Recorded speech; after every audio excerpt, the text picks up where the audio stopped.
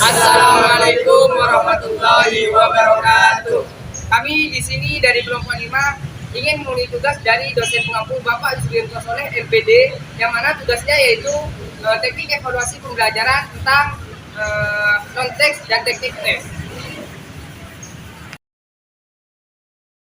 Oke, di sini saya akan menjelaskan teknik evaluasi pembelajaran non-teks, yang dimana saya akan menjelaskan skala bertingkat. Nah, yang dimaksud skala bertingkat di sini yaitu menggambarkan suatu nilai yang berwujud angka terhadap suatu hasil penentuan. Kita dapat menilai hampir segala aspek dengan skala dengan maksud agar pencatatannya objektif. Maka penilaian terhadap penampilan atau penggambaran kepribadian seseorang itu dapat disiapkan dalam bentuk skala seperti itu. Baik, di sini saya akan menjelaskan tentang teks kuesioner. Kuesioner adalah sebuah daftar pertanyaan yang harus diisi oleh orang yang akan diukur responden angket, termasuk alat untuk mengumpulkan data atau informasi. Kuesioner sering digunakan untuk menilai hasil belajar efektif. Kuesioner dapat ditinjau dari beberapa segi. Yang pertama, dari beberapa segi, yaitu ditinjau dari segi siapa yang menjawab, maka ada yang dan dibagi menjadi dua. Yang pertama itu kuesioner langsung, yang kedua kuesioner tidak langsung. Dan B ditinjau dari segi tanggung jawab dan dibagi menjadi tiga. Yang pertama kuesioner tertutup, dan yang kedua kuesioner terbuka, dan yang ketiga daftar. Assalamualaikum warahmatullahi wabarakatuh. Kali ini saya kebagian materi daftar cocok sama formatif. Saya menjelaskan satu persatu terlebih dahulu. Saya menjelaskan format daftar cocoknya terlebih dahulu. Daftar cocok sama dengan checklist.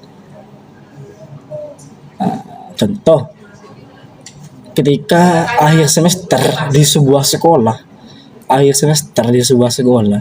itu pasti ada namanya checklist atau yang kita kenal dengan angket.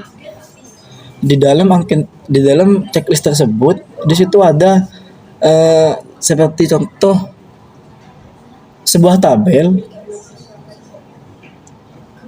Seorang siswa atau seorang peserta didik berhak untuk memberi nilai kepada seorang pendidik. Seperti contoh, pendidik ini seperti apa? Apa killer? Apa kalem? Apa dengan santai ngajarnya? Mungkin seperti itu. Terus pelajaran mana yang peserta didik itu maksimal dimengerti? Pelajaran mana peserta didik yang dia sukai, atau guru mana yang peserta didik sukai atau senangi ketika ada di dalam kelas.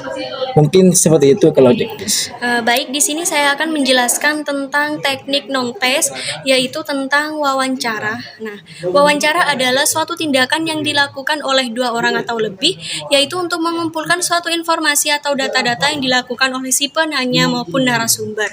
Dan di sini, misalnya kita mewawancarai atau menganalisis perkembangan suatu evaluasi dari siswa. Nah, kita seperti menanyakan suatu perkembangan mereka, bagaimana sehari-hari mereka belajar gitu. Lalu kita akan mendapatkan hasil atau data-data atau informasi yang kita dapatkan dari siswa tersebut. Baik, di sini saya akan menjelaskan tentang pengamatan atau observasi, yaitu teknik yang dilakukan dengan cara mengadakan pengamatan secara tertib serta dicatat secara tersusun. Jadi ketika kita melakukan pengamatan, langkah-langkah yang harus kita lakukan atau hasil data-data yang kita peroleh itu harus tersusun dengan baik atau secara tertib seperti itu. Dan pengamatan itu dibagi menjadi dua, yaitu pengamatan partisipan, pengamatan yang dilakukan oleh pengamat, akan tetapi pengamatan tersebut mengikuti kegiatan secara atau yang sedang diamati. Nah, misalnya partisipan atau partisipasi dari siswa, absensi, ini kan merupakan pengamatan yang akan kita peroleh secara terjadinya kegiatan itu gitu, maksudnya terjadi secara langsung gitu. Dan yang kedua yaitu pengamatan sistematik, yaitu pengamatan di mana faktor-faktor yang diamati sudah didaftar secara sistematis atau tersusun dan sudah diatur menurut kategorinya. Nah, misalnya sisi positifnya adalah data yang diperoleh secara langsung dari lapangan. Nah, kita bisa melihat secara langsung atau kita bisa mengamati secara langsung dari siswa kita atau kemampuan siswa yang bisa kita amati secara langsung gitu. Baik, terima kasih. Di sini saya akan menjelaskan tentang riwayat hidup, di mana riwayat hidup tersebut yaitu menjelaskan identitas atau data-data dari seseorang. Yang contohnya seperti ini. Nah, adapun penjelasannya dari contoh tersebut yaitu di situ ada nama yang dimaksud di situ adalah nama seseorang yang menunjukkan identitasnya dan tanggal lahir, terus ada alamat atau domisili dan seterusnya begitu. Oke, di sini saya akan menjelaskan teknik evaluasi pembelajaran tes. Yakni di sini tes diagnostis. Nah, yang dimaksud tes diagnostis di sini yaitu tes yang digunakan untuk mengetahui kelemahan-kelemahan siswa yang sehingga berdasarkan tes tersebut dapat dilakukan dengan penanganan yang tepat terhadap siswa tersebut dan dapat digunakan sebagai dasar untuk memberikan tindak lanjut berupa perlakuan yang tepat dan sesuai dengan kelemahan yang dimiliki oleh siswa tersebut. Baik, sedangkan dalam tes yang kedua yaitu tes formatif, yaitu suatu kegiatan yang dilakukan oleh seorang pendidik atau guru kepada peserta didiknya untuk memberikan sebuah informasi pengembangan penguasaan kompetensi ke peserta didiknya. Maksudnya di sini yaitu seorang guru memberikan informasi penguasaan potensi dari peserta didiknya, begitu dengan memberikan sebuah tes atau sebuah pembahasan untuk didiskusikan, sehingga di antara keduanya itu bisa menimbulkan suatu timbal balik yang menghasilkan yang menambah terhadap potensi peserta didiknya. Begitu. Sedangkan dari tes yang ketiga yaitu sumatif, yaitu sesuatu yang dilakukan oleh guru di akhir setelah pembelajaran untuk mengetahui hasil akhir dari peserta didiknya atau hasil perkembangan dari peserta didiknya, baik itu dalam segi nilai atau akademik ataupun dari segi sikap dan sifat. Begitu. Mungkin cukup sekian dari saya, kurang lebihnya mohon maaf. Wassalamualaikum warahmatullahi wabarakatuh. Kalau formatif adalah penilaian bagi seorang guru kepada peserta didik. Contoh, seorang guru atau saya menjadi guru nanti, bismillah, saya menjadi guru, saya tidak akan menilai di satu sisi saja. Jangan seorang guru untuk menilai kepada siswa itu dinilai dengan akademiknya atau intelektualnya. Kita menilai di sisi lainnya, sikapnya, tingkah laku, sifat atau kedisiplinannya, cara dia berbicara, cara dia menghormati seorang guru. Itu mungkin nilai tambahan bagi peserta didik yang akademiknya itu sangat rendah, mungkin bisa dikatakan dengan rendah. Dan nilai tersebut bisa membuat perbandingan nanti untuk menentukan nilai akhir pada akhir gitu. Sebuah ilustrasinya seperti ini. Saya mempunyai ilustrasi.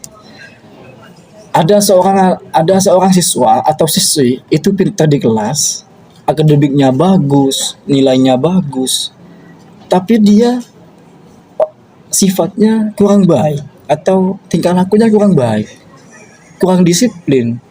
Dia berbicara kepada guru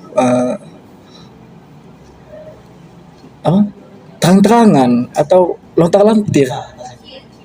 Apa siswa tersebut atau siswi tersebut berhak mendapatkan nilai yang terbaik? Nah, contohnya seperti itu. Terus ada seorang siswa atau siswi yang nilainya itu kurang baik atau rendah.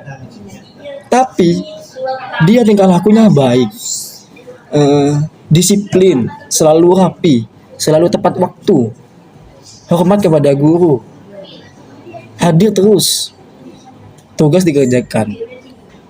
Apakah saya pantas bagi seorang guru untuk menilai dia rendah?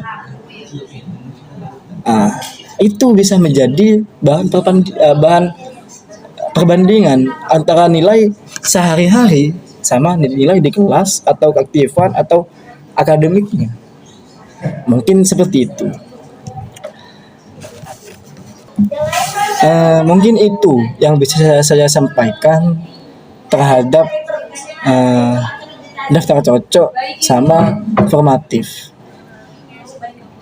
Selebihnya saya mohon maaf. Terima kasih. Di sini saya akan menjelaskan tentang teknik tes atau bisa disebut tes formatif dan tes sumatif. Dan tes formatif adalah untuk memperbaiki proses pembelajaran, tidak hanya menentukan tingkat kemampuan siswa. Nah, di sini kita bisa mengetahui tingkat kemampuan siswa itu melalui penugasan yang diberikan oleh guru, terus presentasi yang dilakukan oleh siswa, dan kita bisa mengukur tingkat kemampuan siswa melalui presentasi itu. Dan di sini juga melalui proyek. Jadi seorang guru tadi memberikan proyek kepada siswanya untuk penilaian dari tes formatifnya. Terus guru memberikan kuis atau tanya jawab kepada siswanya. Lalu di situ ada timbal balik atau responsif dari siswa untuk setiap pertanyaan oleh gurunya. Dan di sini yaitu tentang tes sumatif. Tes sumatif adalah pengukuran kemampuan dan pemahaman siswa dan sebagai sarana pemberian umpan balik kepada siswa melalui seperti UN, ujian, UTS, UAS, dan lain sebagainya. Dan di sini bisa kita nilai melalui ruang lingkup atau penilaian secara berkala. Maksudnya di sini itu kayak kita tuh penonton pada satu ujian, misalnya UTS, UAS seperti itu. Itu merupakan tes sumatif seperti itu. Assalamualaikum warahmatullahi wabarakatuh.